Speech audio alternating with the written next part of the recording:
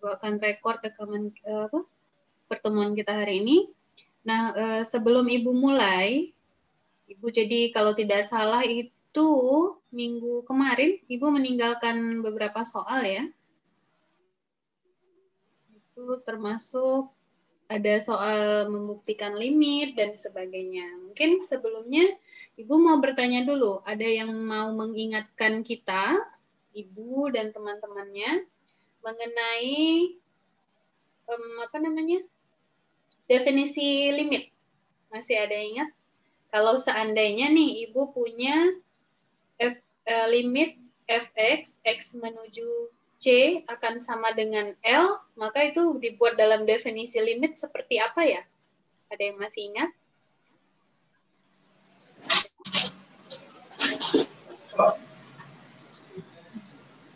Apa suara Ibu terputus-putus? Iya ya? Tidak, Bu. Enggak, oke. Lancar. Oh, ada yang agak. Oke. Apa yang Ibu tanyakan tadi? Ada yang bisa membantu Ibu? Kira-kira nanti definisi limit seperti apa? Kalau seandainya Ibu punya, karena masih pagi kita pelan-pelan, cuma nanti kita baru ngegasnya agak-agak di siangannya ya. Sepertinya anak-anak Ibu pada masih belum sadar semuanya. Oke. Terlihat ya Ibu sekarang sedang share screen slide ya? Ya, Bu. Ya, Bu. Oke, terlihat. Nah, sekarang seandainya Ibu punya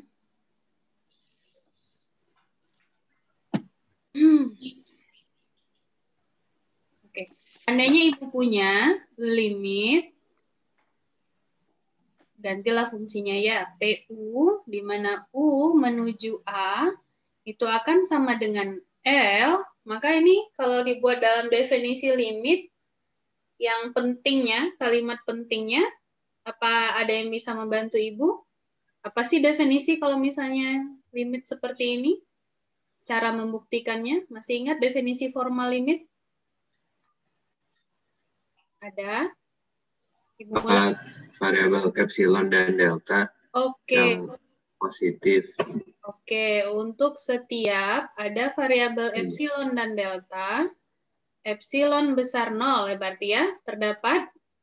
Ya, Bu. Terdapat delta yang besar 0. Oke. Yang sehingga. Oke, sedemikian sehingga? Sehingga terbukti apa yang terbukti? 0. Mulai dari mutlak mana? dari X, mutlak dari U mendekat mutlak dari U minus A lebih besar dari 0, lebih kecil dari epsilon, lebih kecil dari delta. Oke.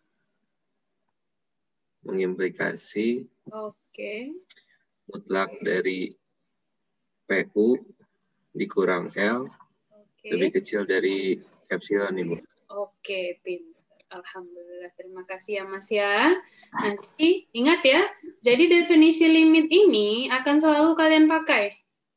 Jadi akan selalu dipakai di mana mungkin nggak sering ketemunya sekarang, tapi ya minimal kemarin waktu kita membahas soal kan ya, membahas soal membuktikan berapa sih nilai limitnya, gitu ya.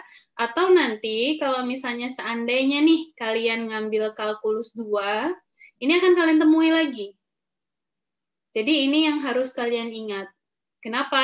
Jadi definisi formal limit ini untuk menunjukkan bahwa limit itu diperoleh dengan menghampiri, kalau epsilon di mana? Di daerah domain atau range-nya? Masih ingat? Epsilon di domain atau di range-nya? Range-nya, Bu. Di range, oke, pintar. Kalau delta? Di domain. Dua-duanya menggambarkan apa atau mendeskripsikan apa? Ini mendeskripsikan apa? Jarak gitu ya. Jadi jarak yang kita cari yang paling kecil sehingga memenuhi ini. Ini keduanya terpenuhi. Sehingga nanti kita bisa state bahwa memang nilai limit dari PU di mana U menghampiri A itu akan sama dengan L. Itu minggu kemarin ya, pelajaran kita. Kemudian Ibu tanya, nilai limit dikatakan ada jika apa, Nak? Didekati dari kiri dan didekati dari kanan sama. Oke, pintar anak Ibu masih ada ingat. Jadi limit dikatakan ada jika limit PU di mana U menuju A dari kiri akan sama dengan limit PU U-nya mendekati A dari kanan. Ini ya. Jadi kita kenal namanya limit kiri, namanya limit kanan. Berarti nanti kalau misalnya ada yang berhubungan dengan limit, misal ya Ibu kasih spoiler nih, turunan itu kan punya hubungan dengan limit ya, karena nanti bisa dikonsepkan dengan konsep limit, maka nanti turunan juga ada turunan kiri, turunan kanan. Kemudian hari ini insya Allah kita akan belajar tentang namanya continue, fungsi yang continue. Jadi fungsi continue itu nanti juga ada continue kiri, juga continue kanan gitu. Jadi konsep-konsep seperti ini mohon diingat-ingat kembali ya. Nah, kemudian apalagi yang perlu kita ingat dari konsep limit? Semua teorema limit. Teorema limit yang pernah kita belajar kemarin. Untuk apa? Untuk dijadikan alat menyelesaikan soal-soal kayak gini. Ini contohnya ya. Soal-soal seperti ini bisa digunakan teorema. Contoh saja kalau mengerjakan ini kita udah bahas sedikit kemarin ya. Kita faktorkan, kemudian kita saling meniadakan antara X min 3. Yang kita jumpa nanti adalah limit X tambah 3, di mana X menuju 3. Gitu kan ya? Kalau proses nomor 1. Nah, sekarang kita bisa gunakan teorema limit yang mana kalau fungsinya polinomial. Ada nggak? Masih ingat nggak teoremanya? Kalau fungsinya polinomial langsung bisa disubstitusi. Selain polinomial, apalagi yang bisa langsung substitusi berdasarkan teorema yang kita belajar minggu kemarin? Fungsi rasional. Oke, jadi polinomial dan rasional itu bisa langsung substitusi. Paham ya? Nah, kemudian ini ada dicoba, nomor 2, nomor 3, nomor 4, udah selesai semua ya? Ini udah selesai semua ya? Minggu kemarin ya? Oke, kalau udah selesai semua, berarti bagaimana dengan soal yang Ibu tinggalkan minggu kemarin? Soalnya yang ini. Nah, kelihatan kan Ibu sedang nge-share PDF, itu limit dan kekontinuan soal yang kemarin, yang Ibu tinggalkan sebelum kelas kita berakhir. Dan Ibu bilang coba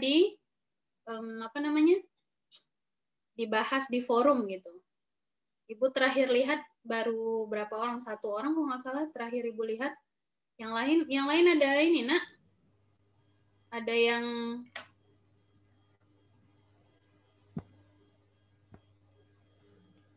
lain ada yang membahas di forum? Ada tidak? Tidak ada? Oke, kalau tidak ada berarti untuk nomor 1 ada yang sudah bisa menemukan jawabannya? Atau clue-nya saja, kita ngapain itu? Nomor 1. Ada yang bisa?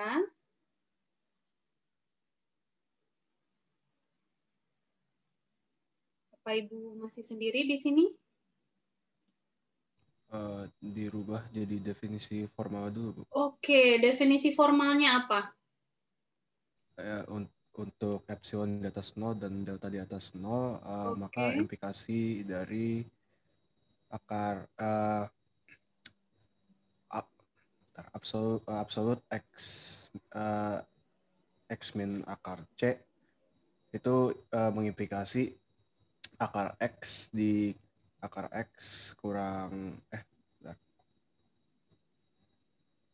bentar, Bu. Ayo.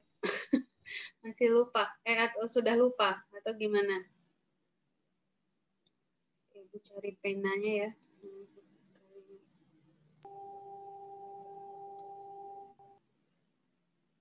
Oke. Nah, kalau ini tadi membantu temannya, apa yang harus kita buat? Bukti formalnya? Limit akar X, di mana X menuju C akan sama dengan akar C, maka definisi formalnya apa, Nak? Untuk epsilon lebih besar dari 0 dan delta lebih besar dari 0. Setiap epsilon besar 0 terdapat ya? Terdapat. Oke, terdapat delta besar 0. Iya. Sehingga mutlak X min C. Mutlak X dikurang C akan berada di antara 0 dan Berada di antara 0 dan delta, sehingga akar X dikurang akar C itu kecil dari kurang F. dari epsilon. Oke, nah sekarang mulainya dari mana? Ada yang sudah mengerjakan? Mulainya dari mana? Kita mulai dari mana? Dari yang belakang ya, kan kita mau mencari delta yang bergantung pada epsilon kan ya? Ada yang sudah mencari berapa nilai deltanya? Perhatikan kita mulai dari sini. Kenapa? Ingat yang Ibu sampaikan kemarin, yang perlu kita cari adalah berapa nilai delta sehingga nanti ini akan terpenuhi. Seperti itu ya. Masih ingat kan yang Ibu sebutkan? Nah sekarang Ibu mau tahu kira-kira berapa sih nilai delta yang bergantung pada epsilon.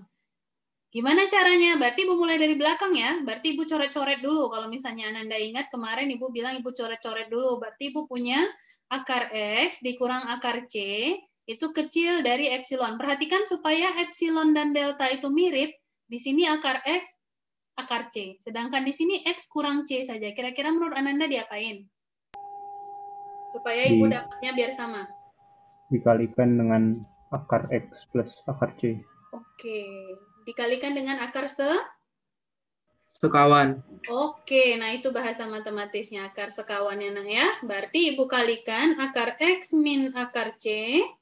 Ibu kalikan dengan akar X ditambah akar C dibagi akar X ditambah akar C. Ini akan kecil epsilon. Nah coba, berapa ini? Coba cari, berapa Ananda Ibu? Biar agak melek matanya. Kira-kira gimana? X min C. X dikurang C. Per X kurang C. Boleh Ibu buat seperti ini? ya. Oke, nah sekarang kalau sifat nilai mutlak berarti ini Ibu bisa buat mutlak X kurang C dikali 1 per akar X ditambah akar C. Boleh nggak Ibu buat seperti itu? Boleh, Bu.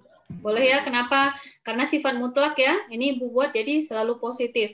Kenapa selalu positif? Di bawah akar bisa negatif nggak? Tidak bisa. Nggak bisa. Makanya karena nggak bisa, Ibu bisa pastikan dia positif ya. Berarti ini kecil dari epsilon.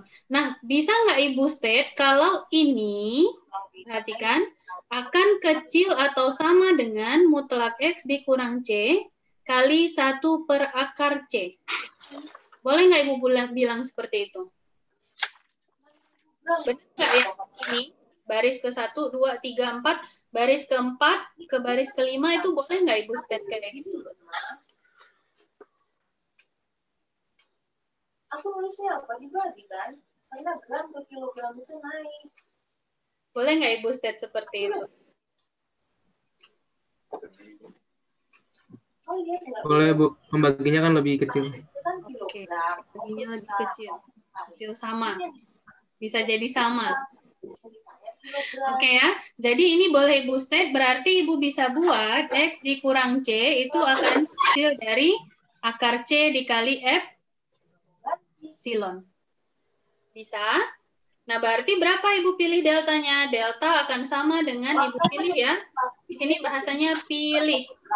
Pilih, delta itu akan sama dengan akar C dikali Tiba-tiba dia bikin dia bicaranya yang aku udah tulis begini.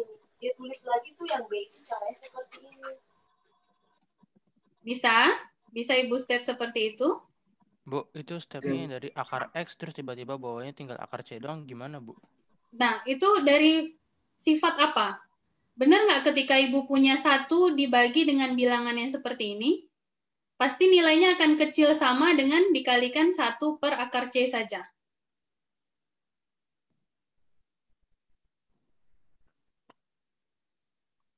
Kita investigasi ya, akar X itu kan menuju C kan? Menuju C. Perhatikan kalau misalnya menuju C Ibu substitusikan berarti di sini 2 akar C. Kalau Ibu substitusikan.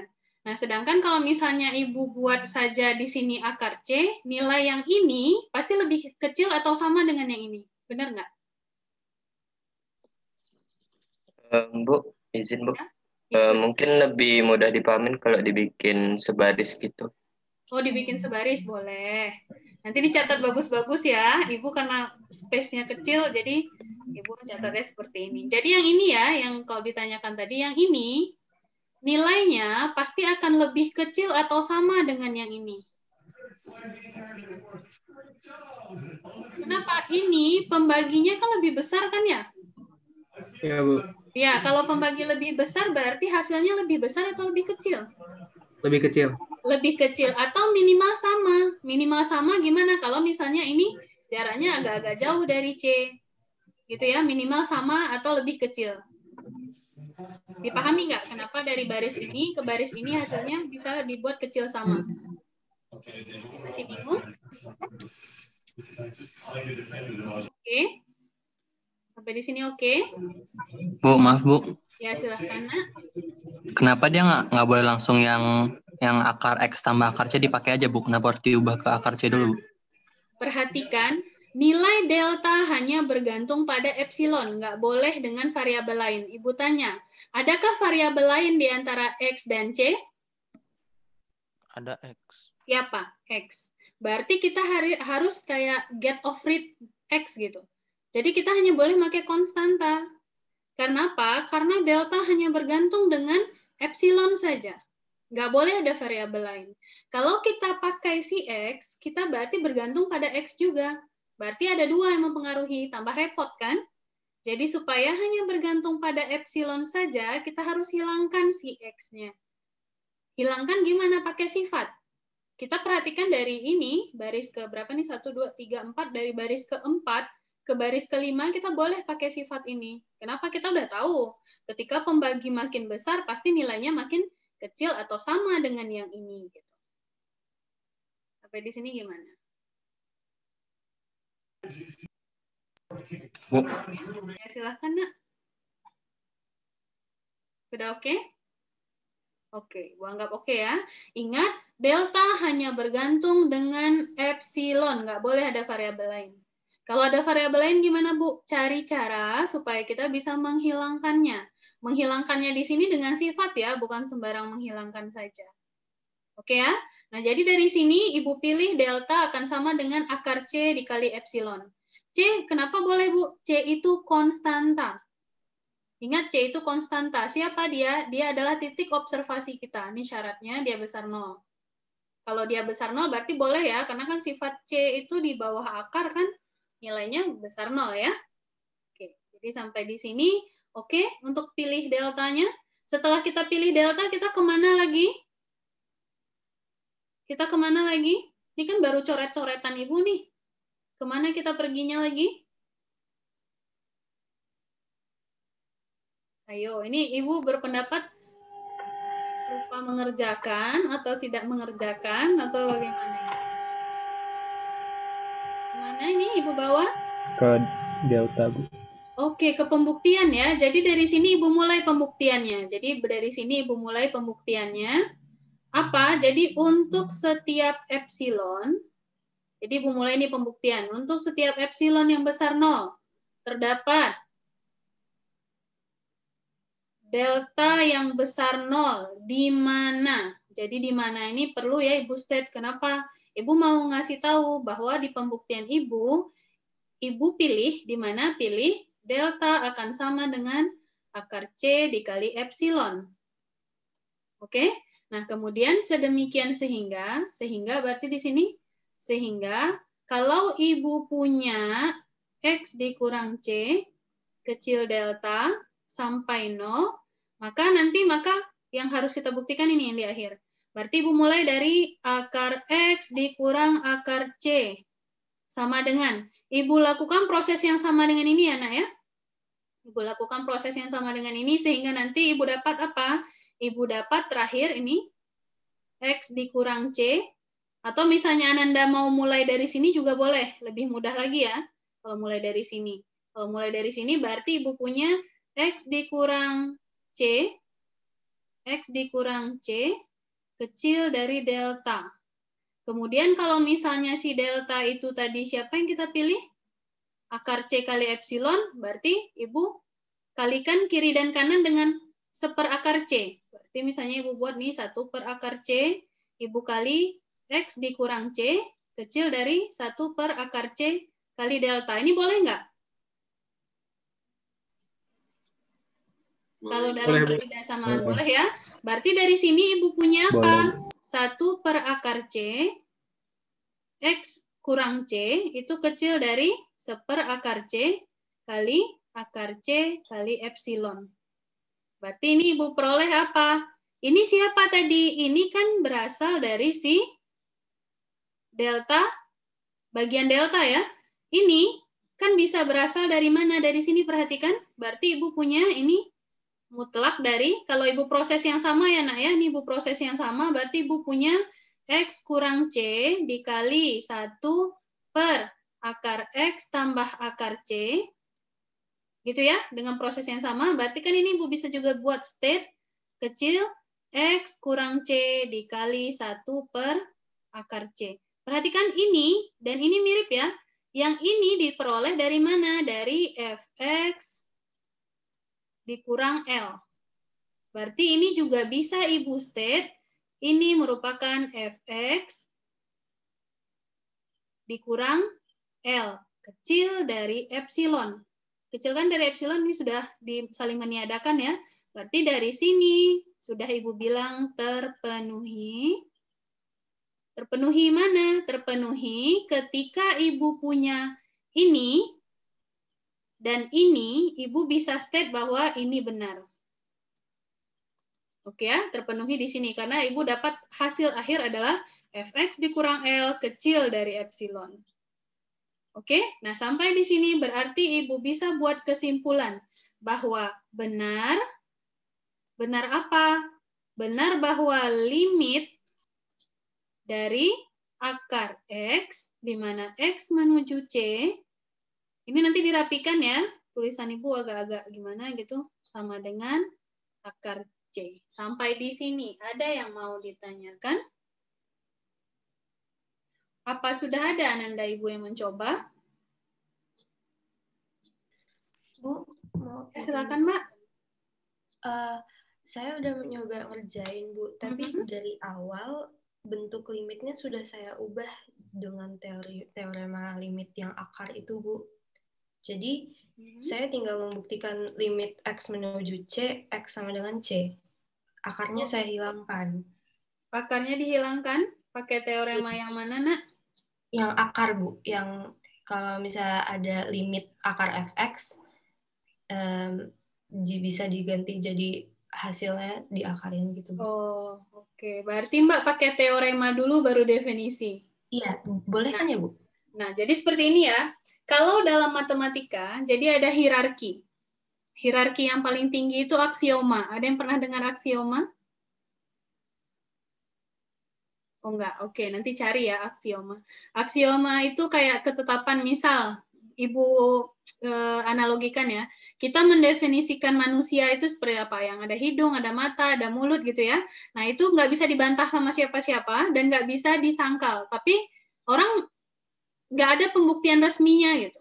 Jadi kayak udah kesepakatan universal yang mengatakan kalau manusia seperti itu, nah itulah aksioma.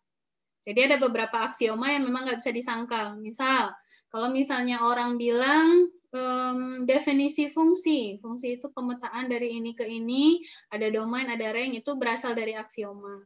Terus di bawah aksioma itu ada postulat, karena postulat dan aksioma itu dibuat hampir sama, hampir sederajat. Cuman sebenarnya untuk hierarkinya di bawah aksioma adalah postulat. Yang ketiga adalah definisi. Definisi itu berasal sebenarnya dari pernyataan, tapi orang udah membuktikan dan sangat sering dipakai. Misal definisi tentang apa itu garis, apa itu fungsi polinomial, apa itu fungsi rasional, dan sebagainya. Yang keempat di bawah definisi adalah teorema. Teorema itu apa? Pernyataan yang harus dibuktikan dulu. Di bawah teorema, yang kelima ada lema. Di bawah lema nanti ada, kalau nggak salah, korolari atau proposisi. Itu antara dua itu. Jadi hampir sama ya, derajatnya sama dengan postulat sama aksioma tadi. Yang terakhir baru nanti ada konjektur. Nah sekarang ketika kalian membuktikan sesuatu, misalnya ya nomor 1, dia disuruh membuktikan,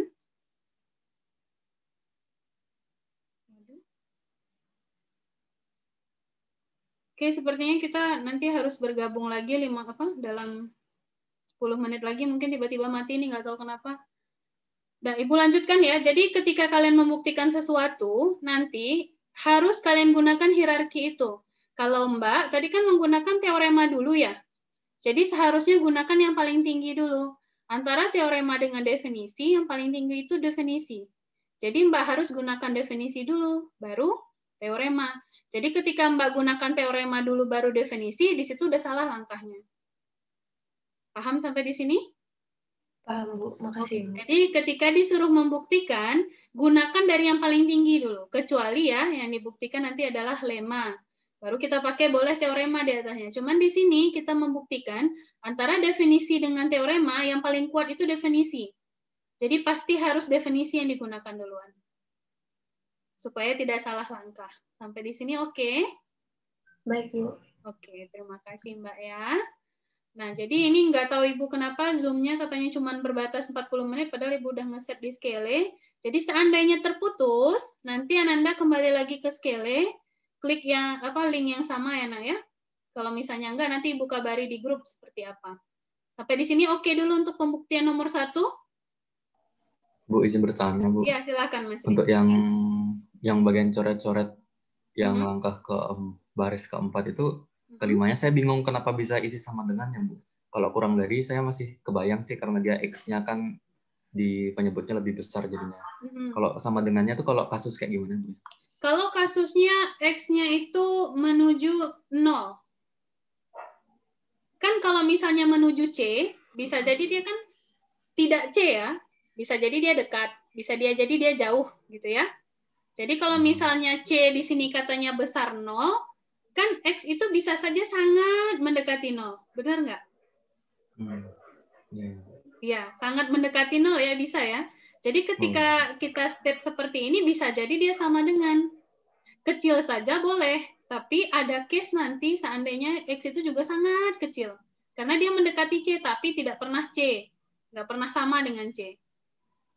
Paham ya arti mendekati ya? Kalau kita mendekati itu kan artinya kita menuju, tapi belum tentu kita sama dengan itu gitu ya. Jadi bisa ada case si X ini sangat kecil, jadi mendekati sangat 0 gitu, sehingga dia bisa sama dengan si akar C saja. Sampai di sini oke?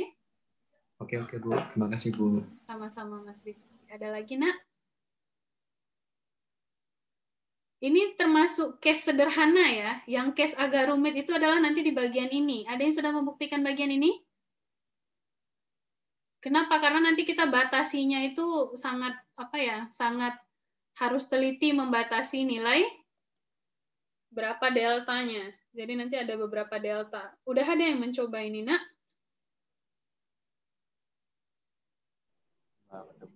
Belum? Udah mencoba, Bu, tapi saya belum dapat. Belum dapat. Oke, nanti kita kita bahas sama-sama atau mau dibahas sekarang? Mau diselesaikan? Oke, sebelum sampai nomor 6. Untuk nomor 2 semuanya oke. Nomor 2 gimana prosesnya? Pakai apa nomor 2? Ini kan jelas nih pakai definisi. Kalau nomor 2 pakai apa? Teorema, Bu. Oke, teorema aja ya. Jangan mempersulit diri sendiri ya. Karena di sini sudah tentukan katanya. Kalau tentukan ya udahlah pakai teorema aja, nggak usah dipersulit dirinya ya. Ini jadi pakai teorema. Kalau nomor 3 pakai apa? Teorema juga, Bu. Teorema juga. Oke, jadi ini juga teorema. Kemudian untuk nomor 4. Nah, nomor 4 ini. Ini menuju ya, Nak ya, ini menuju. Oke. Nomor 4 gimana? Piecewise, Bu. Oke, pakai piecewise. Benar sekali. Kenapa harus pakai piecewise? Soalnya ada nilai mutlak. Oke. Ini nggak boleh kalian selesaikan langsung ya. Ingat Ibu kemarin. Ibu, ya kemarin ya Ibu sebutkan ya, minggu kemarin ya. Oke, ini pakai piecewise. Jadi harus dipisah. Ini piecewise.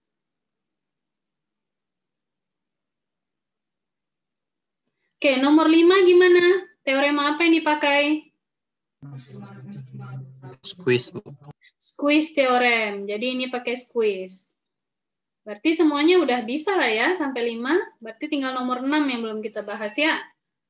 Sampai di sini dulu 1 sampai 5. Yang lain, ada yang mau ditanyakan? Nah, nanti Ibu udah sampai Maroke, nanti kalian masih di Aceh nanti.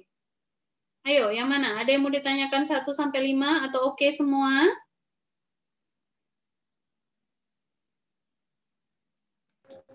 Seperti biasa, as usual, Ibu panggil. Ibu. Iya, silakan, Mas. Nomor 4 saya masih agak bingung, Bu, untuk penyelesaiannya, Bu. Yang bagian mana, Nak? Yang nomor 4. Nomor 4.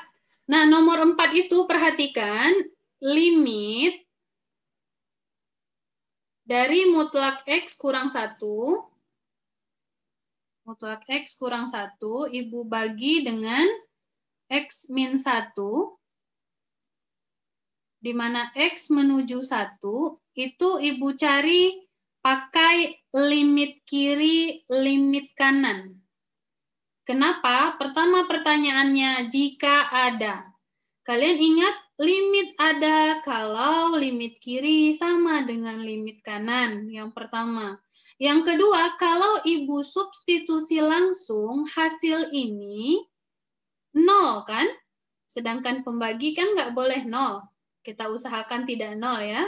Sehingga ini lebih tepatnya Ibu harus selesaikan dengan apa? Mencari limit kiri dan limit kanan. Limit kiri dan limit kanan itu artinya apa? Didekati dari kiri, didekati dari kanan.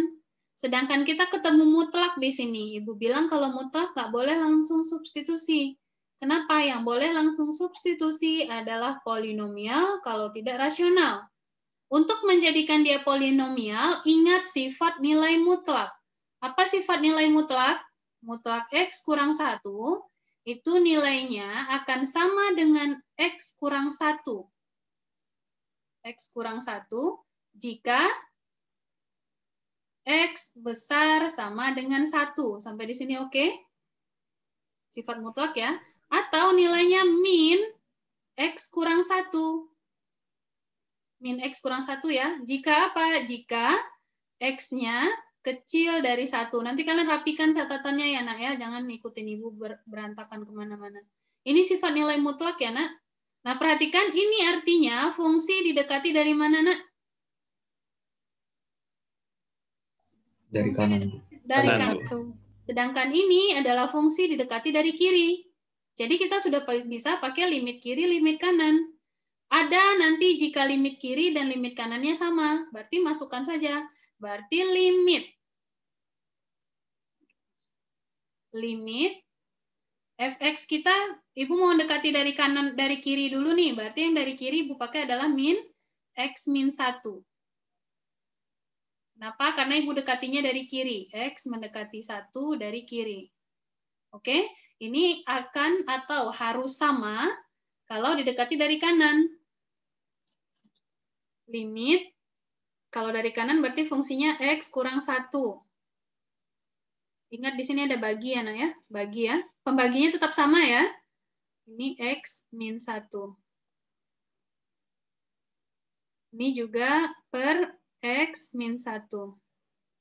Ini Ibu dekati dari kanan. 1 dari kanan. Nah, kalau dari kiri dengan dari kanan berapa hasilnya? Sudah boleh langsung substitusi ini?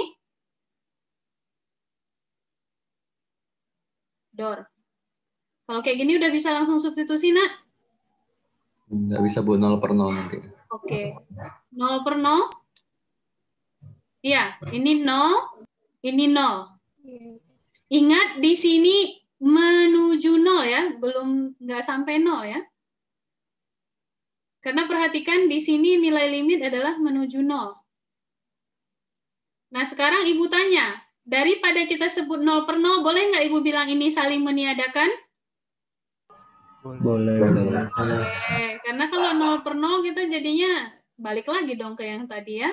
Berarti ini sudah boleh Ibu saling tiadakan. Ini juga boleh Ibu saling tiadakan. Ini berapa hasilnya? Min 1. Minus Min 1. 1. Ini berapa hasilnya? 1. 1. Apakah 1 sama dengan min 1? Tidak. Tidak. Berarti dari sini kesimpulannya limit ini